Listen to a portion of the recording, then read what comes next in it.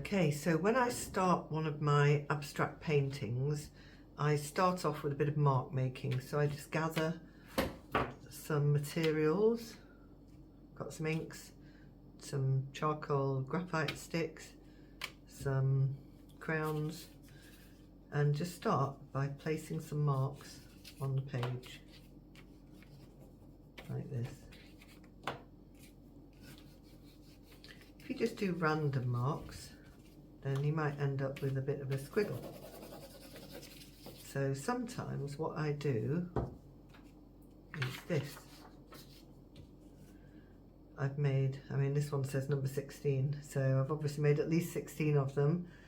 And what I do is I write some contradictory words, like a juxtaposition, like black, white, that sort of thing. So I've got dry, wet, messy, neat, vibrant, dull, straight, curvy, light, dark, random, ordered. And so I've got some of the marks are ordered, like these lines, and some of them are random. Some of them are ordered, like these. Some of the splotches are random. This one light and dark, so I've got some black in there, and I've got some really light colours like the yellow and the green. Straight and curvy, straight line, curvy line. Vibrant and dull, so I've used the dark graphite with a really vibrant pink and green and yellow. Messy and neat, so we've got some neat lines here, or as neat as I can do, and then some messy ones, and then some neat circles in a line, and then some messy ones. Dry and wet, so I've got the wet paint and then a dry brush there. So what we're looking for is a bit of order within the chaos. So a way of beginning an abstract painting is to think, right, I'm going to do random and ordered. I'm going to pick two of these, random and ordered. So ordered might be a square, another square, and then random, there we go. And sometimes hold it right at the end and just let it do whatever it wants to do.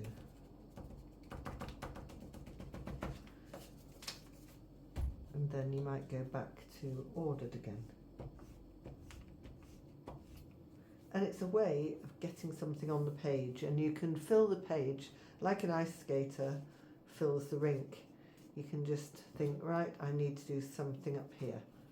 So let's have a few. The base layer usually disappears. You usually hardly see any of it. By the end of a painting, say for instance this one, the base layer's gone. You can't see it. This one, absolutely no chance of seeing the base layer. This one, you can see hints of the base layer. I can see these shapes and the original squiggles that I drew, and then I've added colour on top of that. This one, there's a little bit of the base layer, but a lot of it's disappeared. And you can keep going and going and going with a painting, adding layers. So the first layer, just to get something on there, you think, right, I've done that, now what? And then I'm straight away looking at those squares, thinking, okay, let's put something inside them. So I've got some ink here. So what I'm going to do is put some ink in them.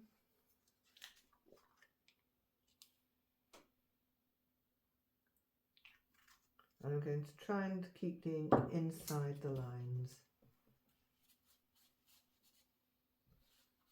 But it doesn't matter if it goes outside the lines because this is a base layer.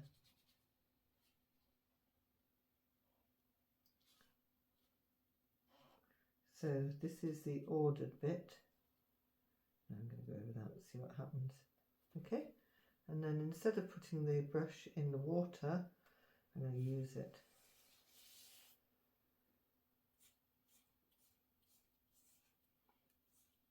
Okay, so I've added more. Now I'm going to, if you just add lots and lots of splashes of colour, you will end up with grey or brown. So I'm taking a line for a walk, as Clee would say, but you don't have to be that precise. You can take it away.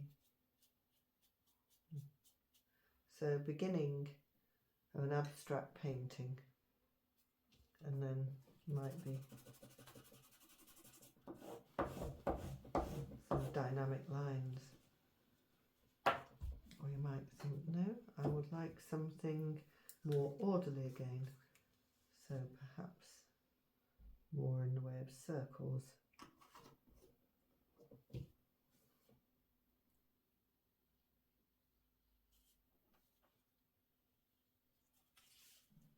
It's a very sunny day today. See, it's streaming through the window. Okay, so we've got that circle there, and maybe include a bit of that in this box, and then a big swipes through. That's the random. There's the orderly.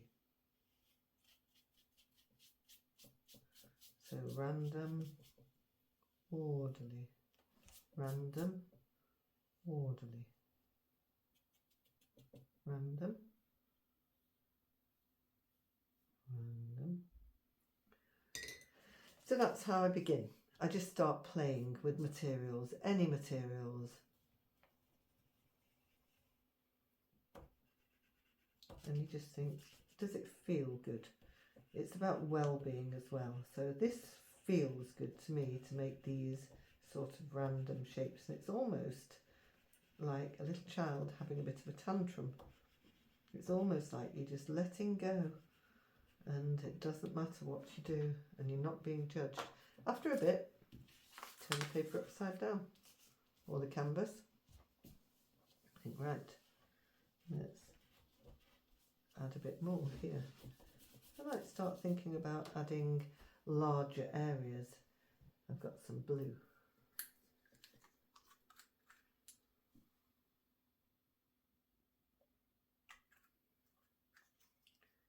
So maybe I'll use a bigger brush, and maybe I'll cover a larger area. Oh, that's a beautiful colour. Now hopefully where the wax crayon is, it will resist.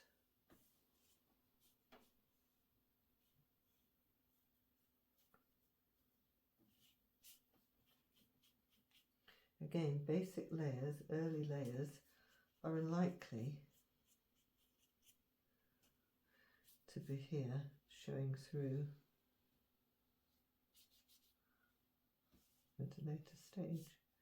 Okay, so I started putting some dark layers in. So that's now dominating the picture. So now what can I do? What have I got? I've got some pink ink, green, yellow, orange, dark blue, and I've got my crayons. So I think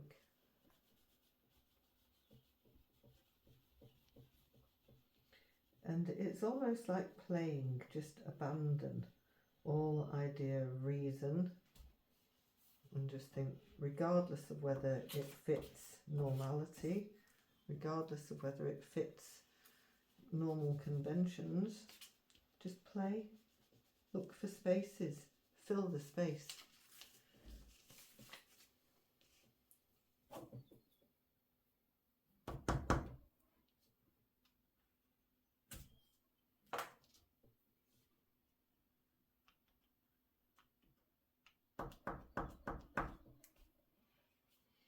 There we go. So that's how I start my paintings, and then I just gradually build up and up and up on top of them, and just add different colours, and then I'll leave them for a day or two, sometimes a week or two. I'll come back to them and with a different mindset and do something completely different with them. But at the moment I'm just filling up the space with colour and line, and I'm ignoring composition apart from just a wild abandonment that you feel like, as I say, like a child having a tantrum, kicking her legs, shouting, hollering, and thinking I will not follow the rules. And that's what this is like. You just build up. So there you go, that's how I start my paintings. So I start with a plain paper, bit of mark making, let that line go for a walk, turn it, twist it, let it pick up other paint, it doesn't matter. If you find that difficult to do, then use some prompts: messy, neat, vibrant, dull, light, dark, straight, curvy. The next thing I do is cutouts. I get a craft knife and I will cut out some shapes and I'll spray paint them over the top. And that way you can get more interesting shapes.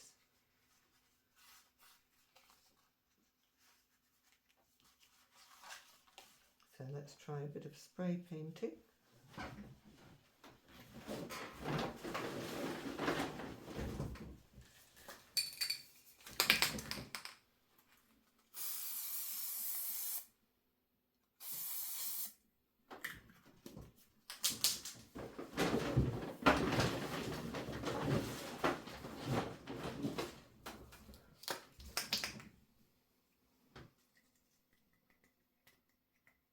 That one's not working.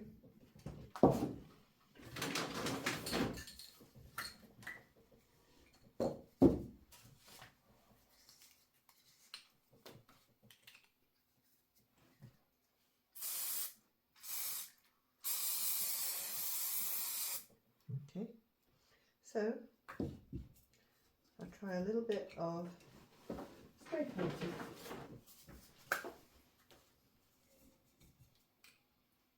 And you just cut out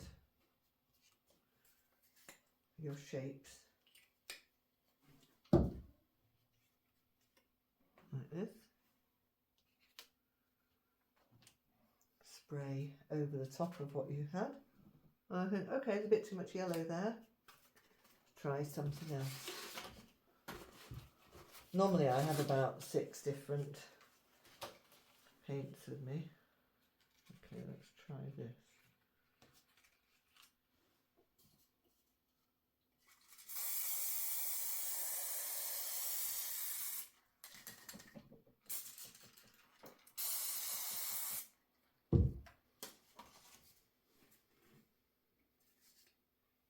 Silver, maybe not so good. Go back to black.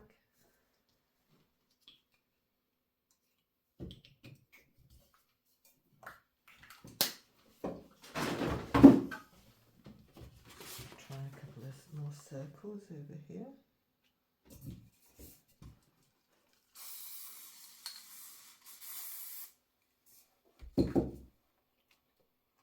Okay.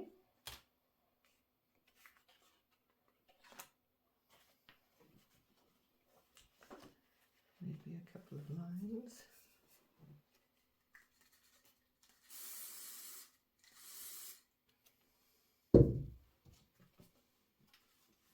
Getting splodgy. Right, that'll do. So, a bit of spraying. Now you've got 2 layers of colour.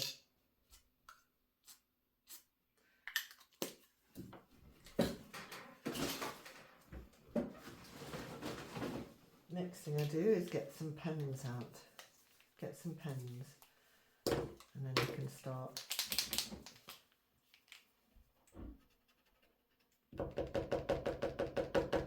really taking those lines for a walk.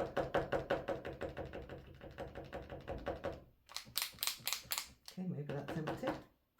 Try another. Green.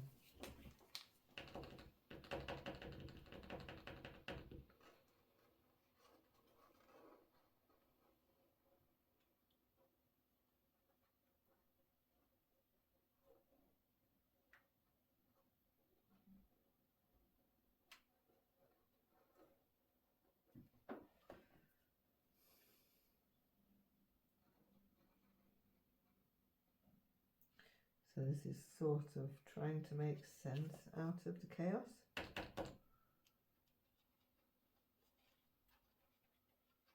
But again, it's just experimenting, filling in gaps.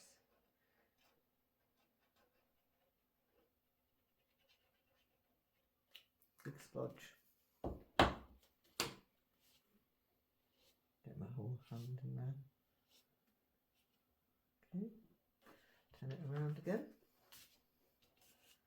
Now I'm looking at this side, thinking this side needs something.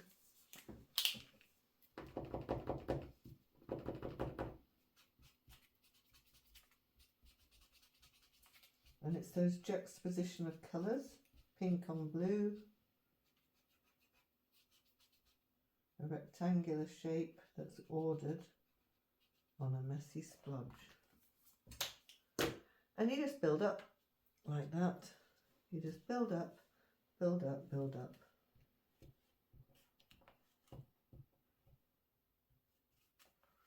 Until you're happy with it. So once I'm happy with an idea, I think, right, I'll get a big canvas out, and I'll get one of the big canvases out and start working on that. So it's time to also, when I get some of the big canvases, I like to work over the top of them over and over and over. What we're doing today, today I'm going to be painting abstract canvases, and I'm going to be adding to them in layers. I've already got several layers on them, and I'm going to be adding layers using stencils, using inks, these are acrylic inks, using acrylic paint and paintbrushes, and using shapes, cut out shapes to try and, you know, get extra shapes on them. These are on canvases, so it's just thin material that's straight off a roll. You can buy it in sheets, and instead of being on a attached to a frame, these are just loose raw canvas, and I've already put several layers on there on each of them. And this one, you can see the layers that have been spray painted through the stencils, and they've also got base layers of different colours. And this one, I've already started adding different layers of acrylic paint, and this time I'm going to do a bit more detail. I'm going to take them outside because it's a gorgeous day. I'm going to put my shorts on, I'm going to go in the garden and catch that sunshine and attach these. I'm just going to nail them because they're canvas to the back of my shed and paint on them there. So come with me. Okay, so we're out in the garden, and I've decided to add more layers to my canvas, and I've brought out acrylic paints and oil pastels with me. So I've just done a great big circle in the middle for no apparent reason apart from that the sun's shining and it's very hot. So I think that might have influenced things. And now I've started adding what looks like a cityscape. So I've covered over a lot of the sprayed areas where I've been stenciling, and I've started adding these blocks, and they're very warm colours. It's a very vibrant, warm painting now, whereas underneath it, the layers underneath were shades of blue and maybe cool colours. So I'm bringing a lot of warmth into it. And if you use a scraping tool, a spatula or a blunt pencil or anything at all that you can scratch through and expose some of the layers below. Or this might be a lower layer. You might end up adding so many different layers that this becomes another bottom layer. So far there's about 3 or 4 different layers on there. This is about the 4th layer. We've got the original mark making, then we've got the basic shapes and inks, we've got the spray painted layer, and then we've got an acrylic, so it's actually about the 5th or 6th layer actually. So I'm just adding more and more as the mood takes me, and just working my way across from one side to another. And sometimes I'll pick a colour like the yellow and I'll look at all the different areas that might need a bit of yellow, and I'll work across with one colour. Other times I'll work across with a crayon and maybe do some outlining and isolate some of the shapes like I'm doing at the moment, and just sort of putting a bit of definition in there to divide up some of the areas.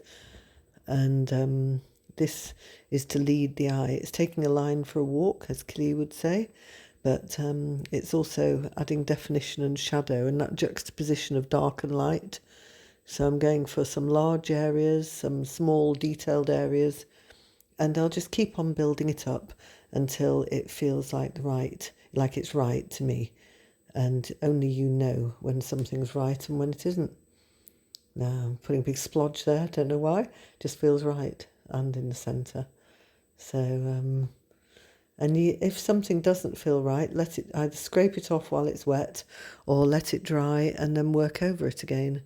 And you can come back in with the spray paints and the stencils, or you can take it off and work in a small section at a time.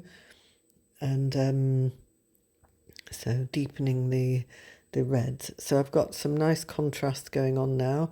We've got some of the reds and purples contrasting with the cold blues and the blacks and whites, and it's giving it more interest, more depth.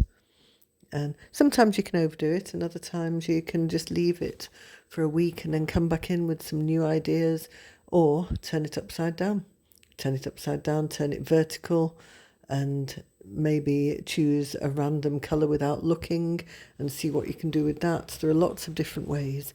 Or maybe use the cutout shapes to add some more depth to it and some interest. If it starts to look samey, if you're going through a phase where you want to make it look all the same, you might not feel like that at a different date. So I'm adding some water there to start to make some of it run, because I think that makes it look interesting, where you get some runny areas and some that's dripped into the others. And again, if you don't like it, you can remove it or work into it or work over it. So the spray paint's very handy for that. If you come across an area that you're not happy with, then you can just work over it with the spray paint and change what's there. Or you can use the stencils. So the one thing I like about abstract painting, I used to paint portraits. I used to always paint portraits, and I was obsessed with realism and with intricate detail. And now I couldn't be more opposite. As I get older, I want to paint in a much more free way, a more intuitive way. And I just let whatever my feelings are at the time guide me. And I pick the colours at random and let my eyes guide me and my emotions guide me. So I find it very therapeutic. Creating an abstract image is a very therapeutic thing. You can get lost in the moment, in the many moments. This probably took quite a few hours of work to build up, and sometimes I just paint over them again. And I drag one out and start to paint on it again. And sometimes I think that's perfect and stop. And I'll add a few at the end of my paintings that I was happy with and stopped at a certain point with. But sometimes I just think, no, it's not quite right. And I'll just roll it up, put it in the cupboard, and then bring it out again and completely change it the next time round, and maybe leave a few sections, small sections that are untouched. But the main purpose of it for me is therapeutic. I just enjoy the process.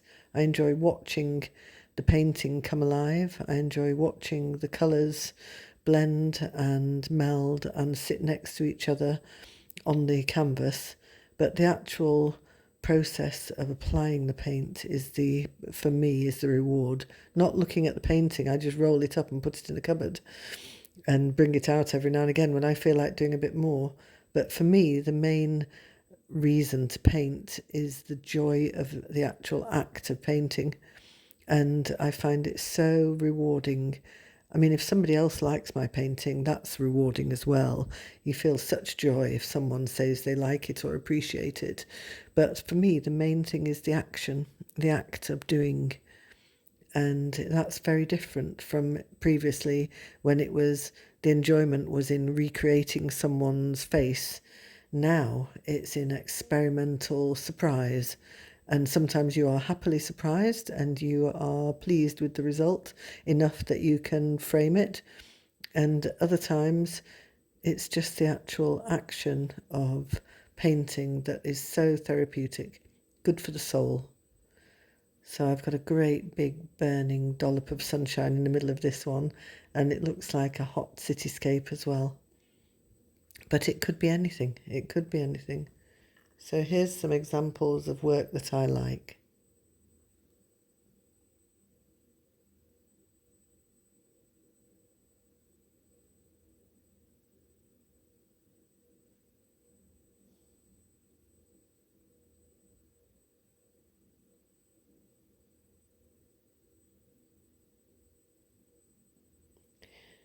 And thank you for watching. I hope you create your own paintings. Please like and subscribe if you enjoyed it and would like to see more.